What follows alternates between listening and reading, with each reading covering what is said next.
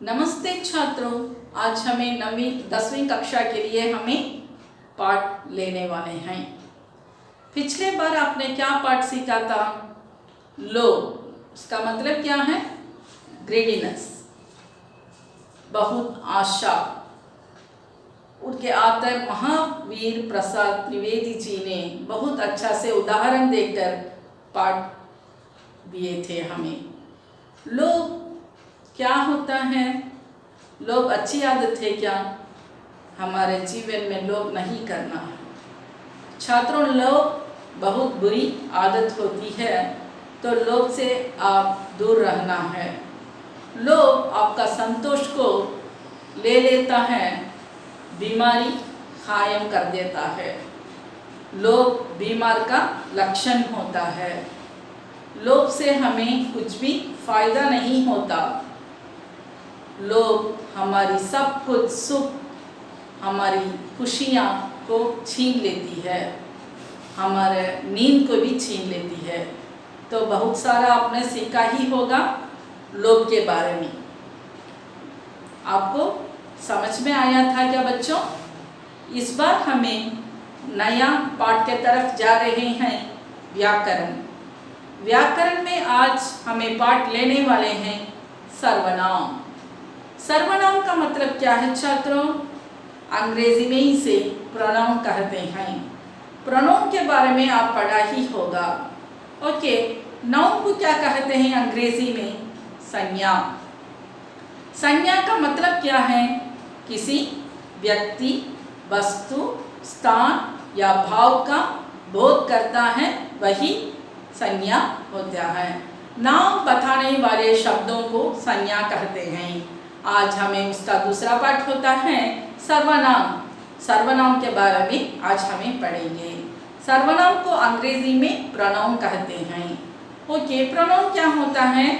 जो बार बार हमें एक ही नाउन यूज करते हैं, उसे रोकने के लिए जो शब्द का प्रयोग होता है वही प्रोनाउन होता है सर्वनाम। जैसा हमें कहते हैं कि ओके, सीता गाना गाती है, सीता अच्छी लड़की है, सीता दूसरों की सहायता करती है। तो बार बार हमें sentence by sentence Sita Sita Sita ऐसा यूज करते हैं। इसके अलावा हमें पहला सेंटेंस सीता सीता अच्छा लड़की है, उसके बाद में होने वाला दूसरा, तीसरा और चौथा सेंटेंस में हमें उसके अलावा जो वर्ड हमें यूज करते हैं सीता, जो नाउन, उससे छोड़कर हमें वह अच्छा गाना गाती है, वह दूसरों की सहायता करती है, ऐसा यूज कर सकते हैं। जो वर्ड संज्ञा के स्थान पर हमें प्रयोग करते हैं वही प्रोनाउन होता है। बार बार हमें नाम यूज करने का आवश्यक नहीं होता। वही डेफिनेशन होता है। परिभाषा इसका देख लीजिए। जो शब्द संज्ञा के स्थान पर प्रयुक्त होता है वही सर्वनाम होता है। मैं, हम, तुम, वह, यह जो हमें यूज करते हैं, सिर्फ उसे नाम को काटकर जो उस स्थान पर हमें मैं, यह, वह जो यूज करते हैं वही उसका एग्जाम्पल्स होता है। ओके, सर्वनाम में कितना भेद होते हैं छात्रों? 6 भेद होते हैं सर्वनाम में। सर्वनाम में कितने भेद होते हैं? 6 भेद होते हैं। पुरुषवाचक सर्वनाम, पर्सनल प्रोनाउन। नेक्स्ट वन, निजवाचक सर्वनाम, रिफ्लेक्सिव प्रोनाउन। निश्चयवाचक सर्वनाम, डेमोन्स्ट्रेटिव प्रोनाउन। अनिश्चयवाचक सर्वनाम, इनडिफिनाइट प्रोनाउन। प्रश्नवाचक सर्वनाम, इंट्रोगेटिव प्रोनाउन। और संबंधवाचक प्रोनाउन, रिलेटिव प्रोनाउन। इसमें 6 भेद होते हैं। अच्छा बच्चों, देखो फर्स्ट वन हम देखेंगे पुरुषवाचक सर्वनाम, पर्सनल प्रोनाउन। पुरुषवाचक सर्वनाम में हमें 3 उपभेद देख सकते हैं। जैसा अंग्रेजी में आपने पढ़ा ही होगा ना, first person, second person, third person. ऐसे ही हमें हिंदी में भी पढ़ने वाले हैं। First person, second person, third person, उत्तम पुरुष, मध्य पुरुष, अन्य पुरुष। समझ में आता है क्या? उत्तम पुरुष, मध्य पुरुष, अन्य पुरुष। उत्तम पुरुष क्या होता है?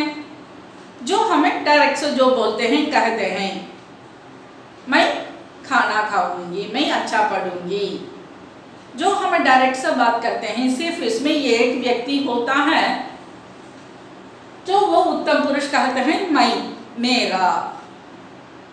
मैं मेरा सिंगुलर होता है और हम हमारा प्लूरल होता है, इसमें बहुवचन, ये एक वचन होता है और वो बहुवचन होता है, सिर्फ इसमें एक ही आदमी है। और नेक्स्ट वन देखते हैं, और सेकंड पर्सन मध्य पुरुष, इसमें बोलने वाला श्रोता होता है, वहां पर रहने वाला वो सर्वनाम का व्यक्ति क्या होता है, श्रोता होता है। श्रोता का मतलब सुनने वाला। तब सुनने वाला का मतलब वहां पर क्या होता है, तब एक आदमी वहां पर बोलने वाला होगा तो और दूसरा आदमी सुनने वाला होगा, तब वहां पर टू पर्सन्स होते हैं। सेकंड पर्सन, जो अब मैं पाठ चला रही हूँ, मैं फर्स्ट पर्सन होती हूँ, आप लोग सुन रहे हैं, आप तुम लोग सुन रहे हो, तो आप तो क्या होता है, सेकंड पर्सन होते हैं। तब मैं बोलती हूँ, आप श्रोता का मतलब सुनते हैं, तब आप लोग सेकंड पर्सन होते हैं। समझ में आता हो क्या? फर्स्ट पर्सन क्या होता है, मैं होती हूँ, अब मैं बोलकर आप सुनते हो तो सेकंड पर्सन आप होते हो। अब थर्ड पर्सन होता है अन्य पुरुष। अन्य तो दूसरा, तीसरा आदमी, जो दो आदमी मिलकर तीनवां आदमी के लिए बात करते हैं। मैं और आप दोनों मिलकर तीनों आदमी के बारे में जो बोध होता है, बात करते हैं, वही थर्ड पर्सन होता है। सीता और गीता ने कहे कि मीना अच्छी लड़की है, तब यहाँ पर दोनों लड़कियां मिलकर तीनवां लड़की को कहते हैं कि वो अच्छी है, तब यहाँ पर तीनवां लड़की है ना, वही थर्ड पर्सन होती है, अन्य। तो दोनों के बीच में तीनवां वो आती है, वही अन्य होती है, तब अन्य पुरुष होता है। अच्छे से समझ में आता हो क्या? First person, second person, third person होता है उत्तम पुरुष, मध्य पुरुष और अन्य पुरुष। अब सेकंड वन देखते हैं हमें, निजवाचक सर्वनाम। निज का मतलब स्वयं, सेल्फ, अपने आप से, खुद से, जो कुछ सेल्फ से करते हैं वही निजवाचक होता है। निज, जब हमें निज इसमें ही समझ सकते हैं कि यह स्वयं के लिए प्रकट करता है, हमारे लिए, खुद के लिए प्रकट करता है, वही सर्वनाम। अपने आप के बारे में आप ही बोलते हैं तो वो क्या होता है, सेल्फ इंट्रोडक्शन देते हैं, वह क्या होता है, निजवाचक सर्वनाम होता है। समझ में आता हो क्या? निजवाचक क्या होता है, सेल्फ के बारे में कहते हैं, स्वयं के बारे में। नेक्स्ट थर्ड वन, निश्चयवाचक सर्वनाम। निश्चय, ये सिर्फ हमें ये शब्द से ही पता लगता है कि निश्चय, कंफर्म, तो अंग्रेजी में इसे कहते हैं डेमोन्स्ट्रेटिव प्रोनाउन। तो निश्चय से हम कह देते हैं, निश्चय से आज कह देते हैं कि कल छुट्टी है, तो हम कंफर्म से कह देते हैं कंफर्मेटिव, कंफर्म से बोलते हैं, तब निश्चय से कहते हैं।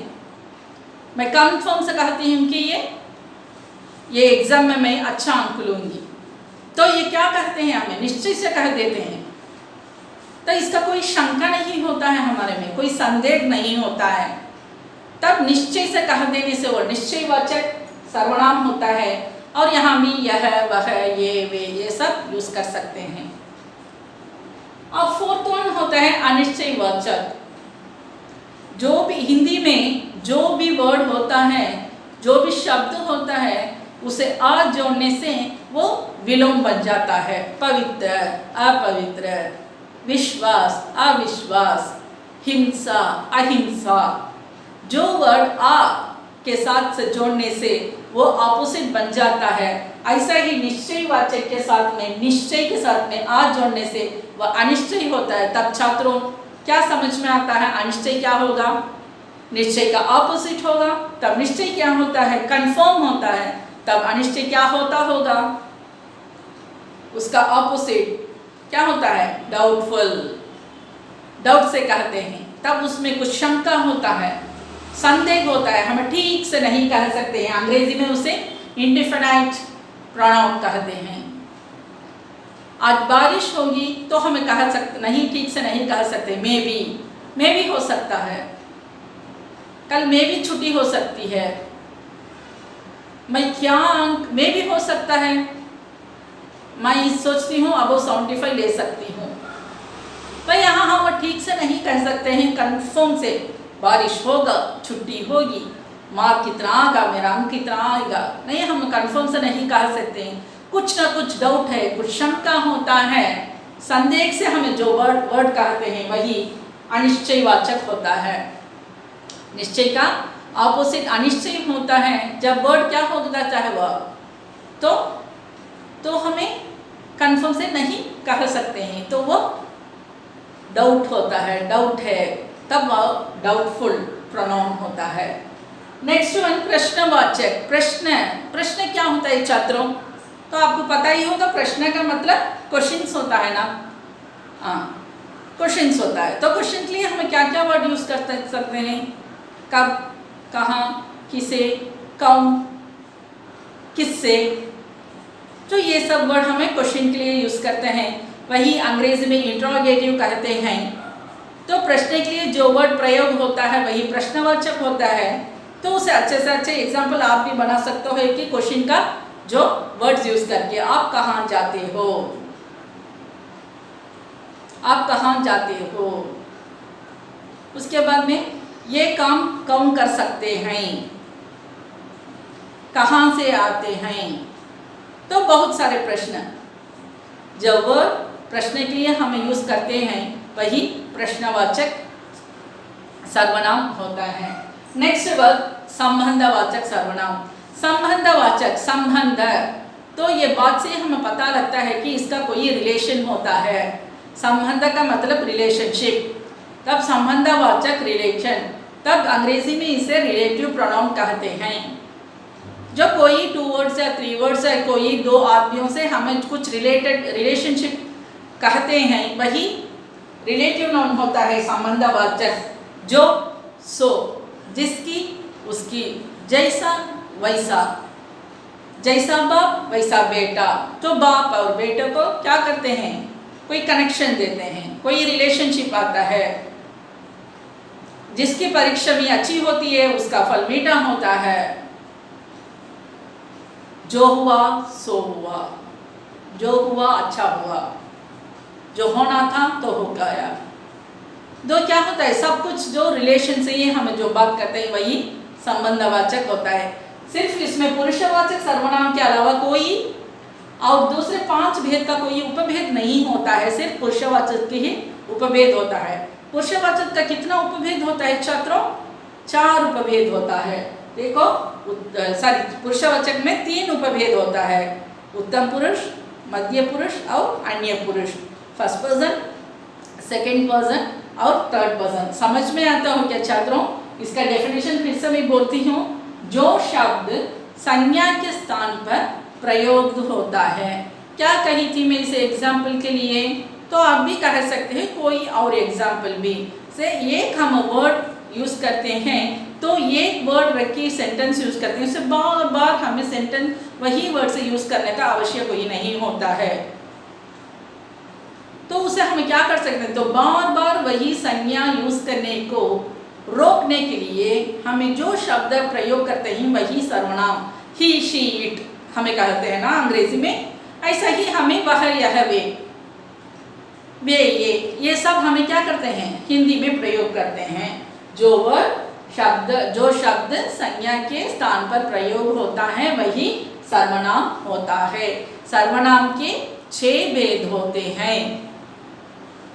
पुरुषवाचक सर्वनाम, निजवाचक सर्वनाम, निश्चयवाचक सर्वनाम, अनिश्चयवाचक सर्वनाम, प्रश्नवाचक सर्वनाम, संबंधवाचक सर्वनाम, personal pronoun, reflexive pronoun, demonstrative pronoun, indefinite pronoun, interrogative pronoun and relative pronoun. इसमें कौन से भाग में, कौन से भेद में उपभेद होते हैं? सिर्फ पुरुषवाचक सर्वनाम में ही 3 उपभेद होते हैं। 3 उपभेद क्या क्या होता है? उत्तम पुरुष, मध्य पुरुष, अन्य पुरुष। अंग्रेजी में इसे क्या कह सकते हैं? First person, second person, third person. First person को हम क्या कह सकते हैं? जो मैं कहती हूँ, एक ही आदमी से कहा जाता है, वही फर्स्ट पर्सन होता है। जब यहाँ पर सिर्फ बोलने वाला, अब मैं बोलती हूँ तो वही मैं फर्स्ट पर्सन होती हूँ। तो सेकंड पर्सन क्या होता है? मध्य पुरुष। वो वहाँ पर दो आदमियाँ होते हैं, जो बोलने वाला और सुनने वाला। जो बोलने वाला मैं हूँ, सुनने वाला आप होते हैं। दो मैं अब टीच करती हूँ तो आप सुनते हैं। आप श्रोता होने के कारण आप क्या होता है? सेकंड पर्सन होते हैं, मैं फर्स्ट पर्सन होती हूँ। जो टीच करती हूँ आप सुनते हो, मैं बोलती हूँ आप सुनते हैं, वही क्या होता है? सेकंड पर्सन होता है। अब तीनों से हम कहते हैं कि अन्य पुरुष। अन्य पुरुष का मतलब क्या है? Third person. यहाँ बोलने वाला, सुनने वाला के अलावा तीनों व्यक्ति के बारे में बोध होता है, वही क्या होता है? अन्य पुरुष होता है।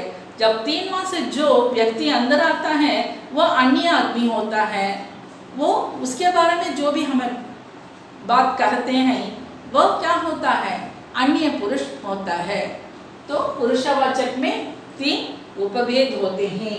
निजवाचक सर्वनाम में स्वयं के लिए प्रकट होता है, खुद के लिए प्रकट होता है, वही शब्द को हमें निजवाचक सर्वनाम कहते हैं। निश्चयवाचक सर्वनाम तो कन्फर्म से कह देते हैं, इसमें कोई संदेह नहीं है, कोई शंका नहीं है, कन्फर्म से कह देते हैं जो आज होगा, जरूर जरूर होगा, जरूर आज हमारे पिताजी आएंगे, ठीक से मैं ये काम कर दूंगा। जब ये सब क्या होता है? निश्चय से हम कह देते हैं। इसका विपरीत ऑपोजिट होता है अनिश्चय। जब कन्फर्म का ऑपोजिट होता है डाउटफुल, उसमें शंका होता है, उसमें संदेह होता है। अब हमें उसे ठीक से नहीं कह सकते हैं कि कोई आदमी हो, किसी स्थान होता है, कुछ काम होता है, कुछ भी नहीं हम कह सकते हैं।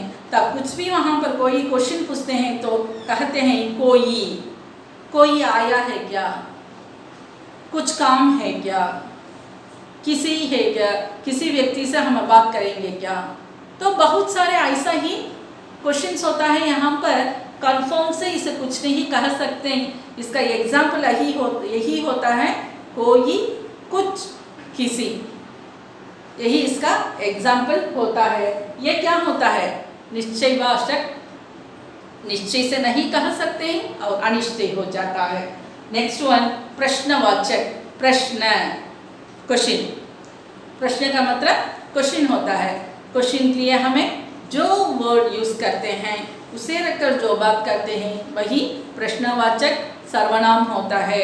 प्रश्नवाचक कोई, कहाँ, कौन, कब, किससे, जब ये सारे शब्द रखकर हमें जो वर्ड यूज करते हैं वही प्रश्नवाचक होता है। और संबंधवाचक का मतलब रिलेशन, जो दो व्यक्तियों के बीच या दो वर्ड्स के बीच, दो सेंटेंस के बीच कुछ भी जो रिलेशनशिप हमें जो कहते हैं वही रिलेटिव प्रोनाउन होता है। याद में आता हो क्या? समझ में आता हो क्या छात्रों? पता लगता है क्या जो मैं क्या कहती हूँ?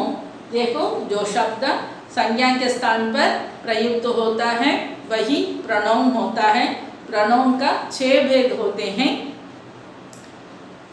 पुरुषवाचक सर्वनाम, पुरुषवाचक के सर्वनाम में और 3 उपभेद होते हैं, उत्तम पुरुष, मध्य पुरुष और अन्य पुरुष।